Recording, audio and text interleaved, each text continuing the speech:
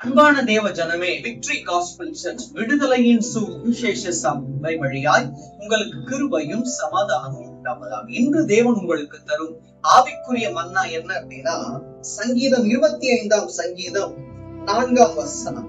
கர்த்தாவே, உம்முடைய வழிகளை எனக்கு தெரிவியும், உம்முடைய பாதைகளை எனக்கு போதியும். அவருடைய வழிகள் நமக்கு தெரியாததுனாலதான் நம்மளுடைய விழிகள் கலங்கி கொண்டே இருக்குது. அவருடைய பாதையை நம்ம புரிந்து கொள்ளாததுனாலதான் இன்னும் பேதையாவே இருக்கிறோம். அப்ப நம்மளுடைய விழிகள் கலங்கக்கூடாது அப்படின்னா அவருடைய வழிகள் என்னன்னு சொல்லிட்டு நம்ம அறிஞ்சுக்கணும்.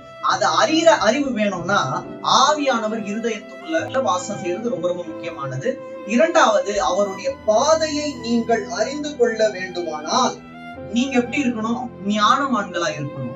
ஞானவான்களா இருக்கணும்னா அந்த மெய்யான ஞானவான் நமக்குள்ள வரணும். அவர் ஆட்கொண்டால் நாமும் ஞானம் பெற்றவர்களாய் விளங்குவோம்.